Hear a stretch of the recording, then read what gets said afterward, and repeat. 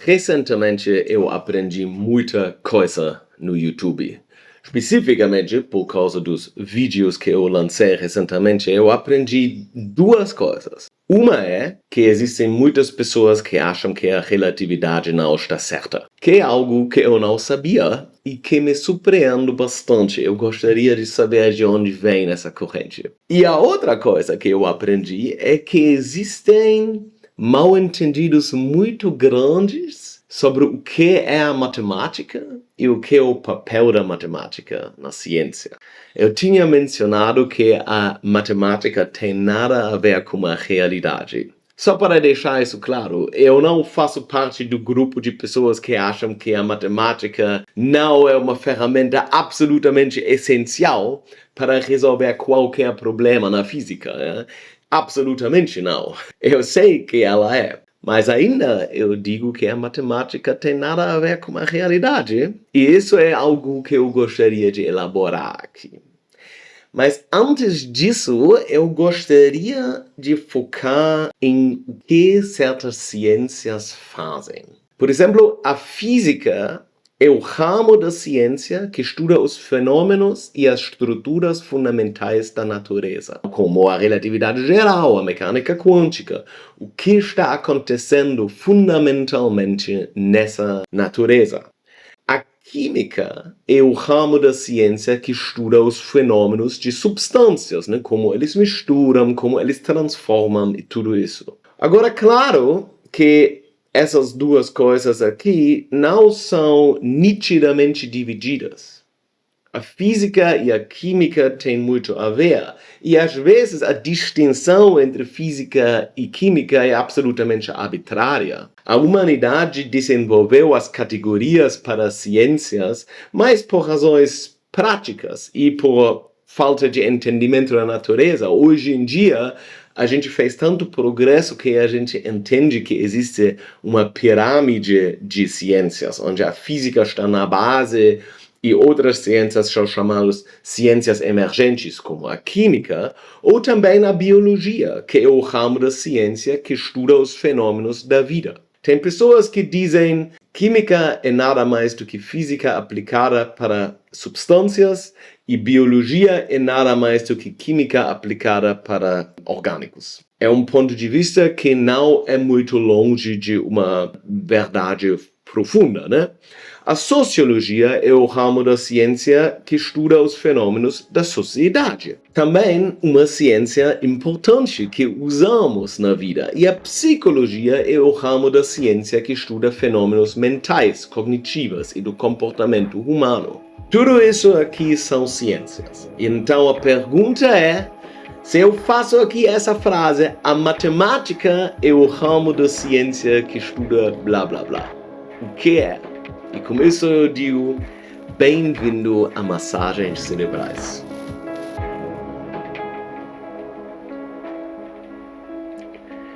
Vamos começar com as origens da matemática. O que vocês podem ver aqui é o osso de Ishangu. E isso é um dos fundos arqueológicos mais antigos que mostram algo cognitivamente extremamente desafiador.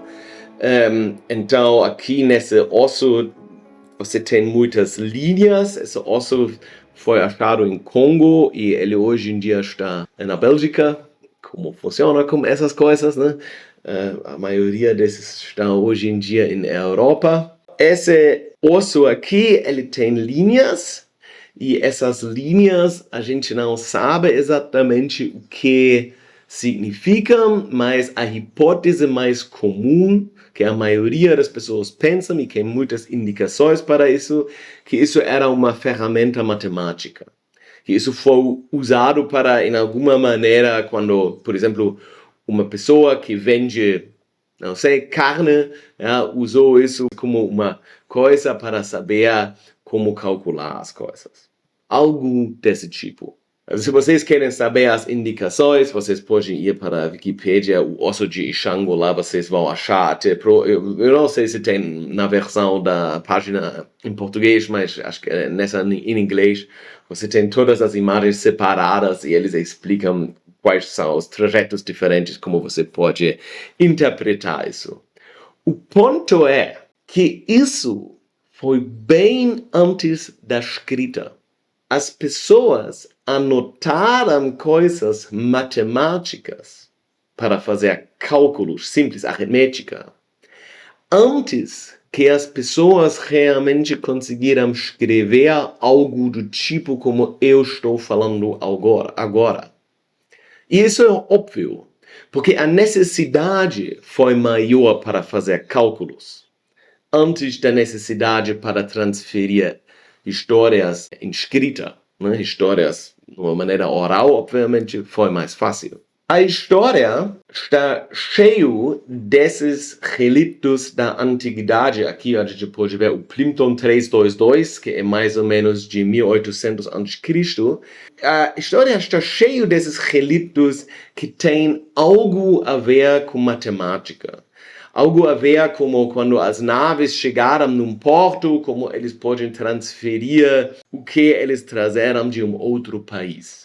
A matemática, então, ou pelo menos algo bem básico, a aritmética, é algo muito, muito antigo. E vocês já conseguem ver nos meus exemplos que, nesse caso, isso tem nada a ver com ciência.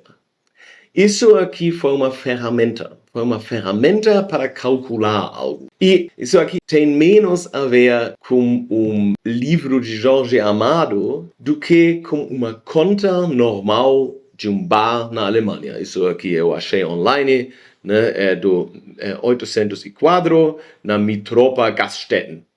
Né? E isso aqui é a conta, e contas desse tipo você conhece também, porque se você vai para um bar aqui no Brasil, você recebe também uma conta desse tipo, e o que acontece aqui nessa conta é aritmética simples. A história da matemática, então, é mais antiga, numa certa maneira, do que a história da lógica.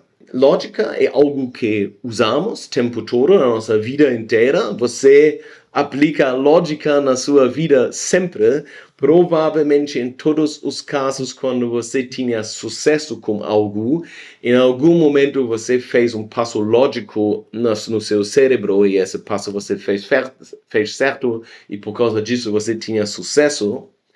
Mas demorou muito tempo até a lógica em si foi formalizada.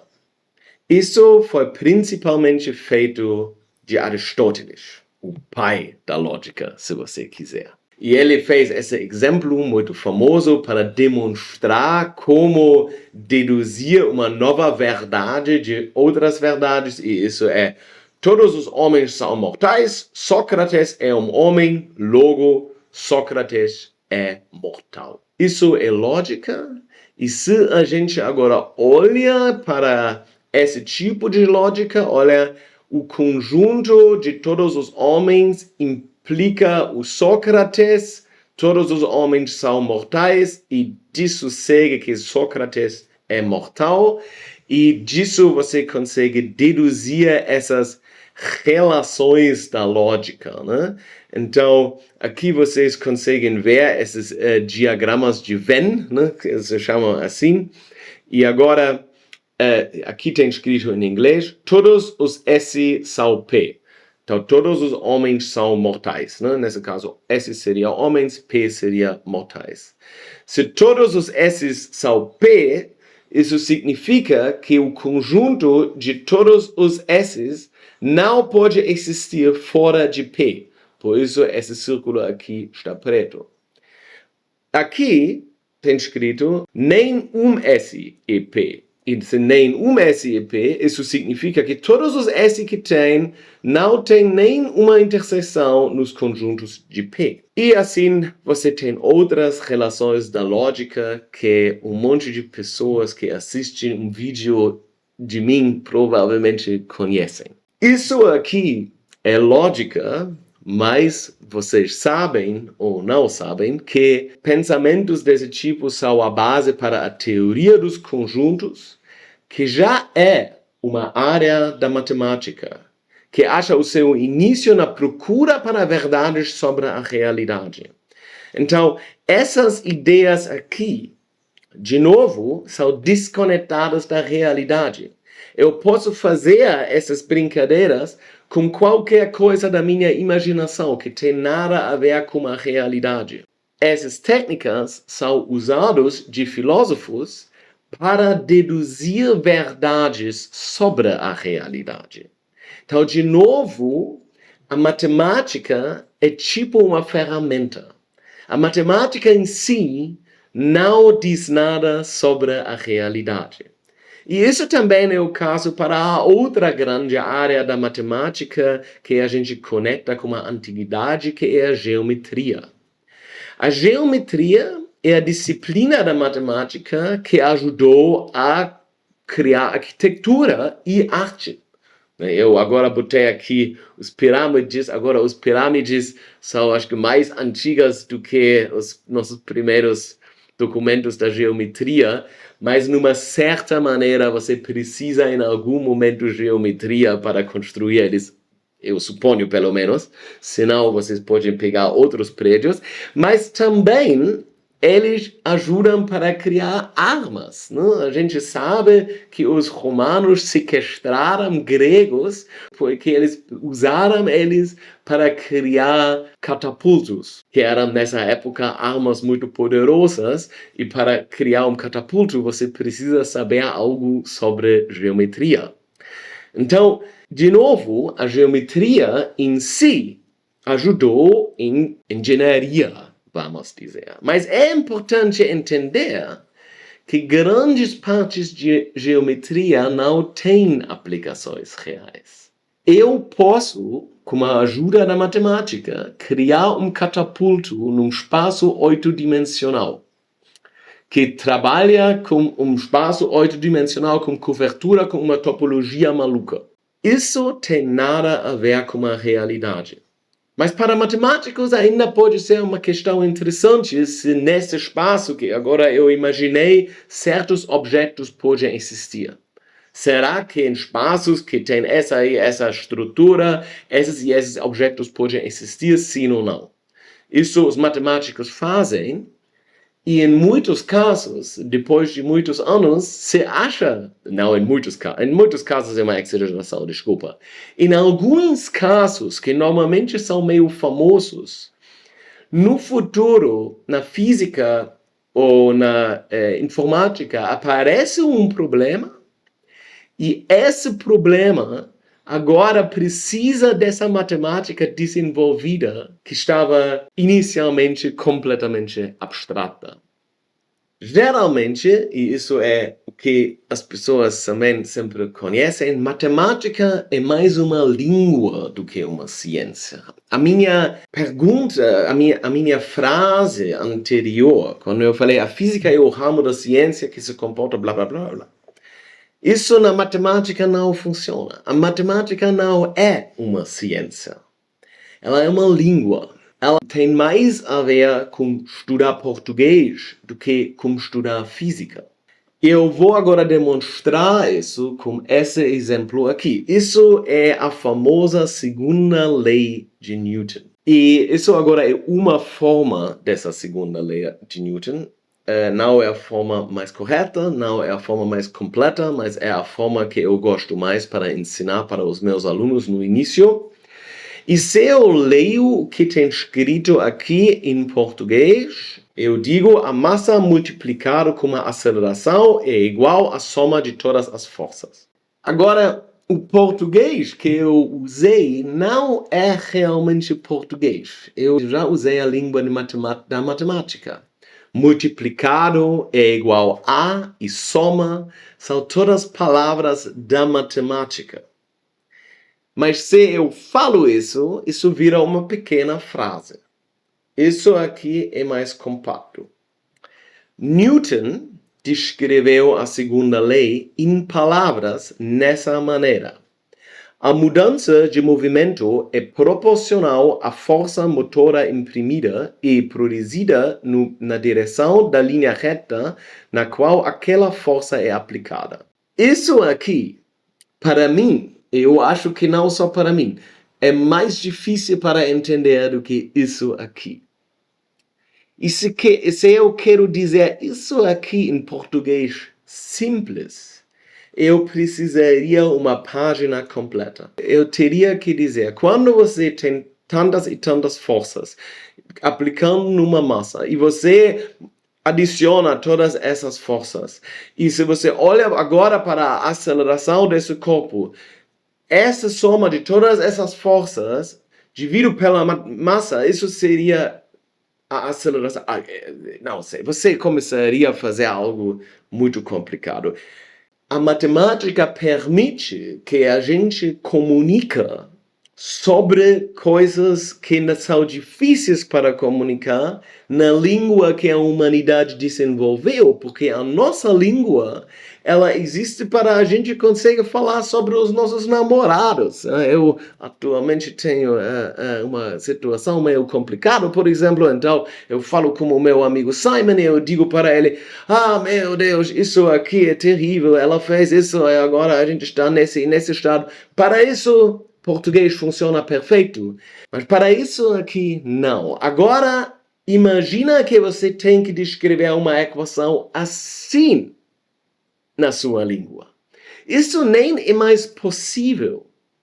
A matemática e os conceitos como integrais, por exemplo, e diferenciais e tudo isso, permitem que a gente consiga expressar coisas extremamente complicadas em maneiras extremamente simples. E se você agora pensa, mas isso não é simples para mim, eu digo para você, isso seria simples para você se você está dentro de tópico. Para um físico que sempre lê artigos com matemática, às vezes é difícil lembrar como foi quando as equações ainda eram mais, vamos dizer, enigmáticas. A matemática é a língua mais exata que conhecemos. E a gente usa ela para física, economia, estatística, engenharia, IGCs, né? Então, se vocês olham um filme de Hollywood com efeitos de computadores, isso tudo é feito com matemática. Mas a matemática em si não se importa pela realidade. Só casos muito específicos da matemática têm aplicações na realidade. Alguém postou embaixo de um dos meus vídeos como para ele um espaço de Banach seja real. Obviamente isso depende de o que você chama de real. Mas um espaço de Banach não tem muito a ver com a realidade, além de alguns espaços de Banach que são extremamente relevantes para a realidade, como o espaço euclídico. Então, eu acho que agora eu consegui explicar isso. Isso foi uma reação, se você quiser, para os comentários que eu recebi depois do vídeo sobre a teoria das cordas, que foi clicado tanto, para que eu agradeço muito. No último vídeo que eu fiz, eu tentei responder mais ou menos para as críticas da relatividade, indiretamente, né? Eu estava falando mais sobre como a ciência funciona, e nesse vídeo eu estava agora falando sobre esses comentários que falaram sobre como a matemática descreve a realidade. Sim, não, ela não descreve a realidade, ela é uma língua. Eu posso descrever a realidade em português, ou com uma linguagem de matemática, mas isso não faz português em si se importando com a realidade, ou matemática em si se importando com a realidade. Eu posso falar coisas falsas e coisas certas em português. Isso não faz diferença se a estrutura da minha frase está correta. Os dois são português correto, só que um deles tem a ver com a realidade, o outro não. Se você gosta desse tipo de conteúdo, por favor, assina para o meu canal. E foi um grande prazer fazer esse vídeo. Eu espero que vocês aprenderam algo. E com isso eu digo até a próxima.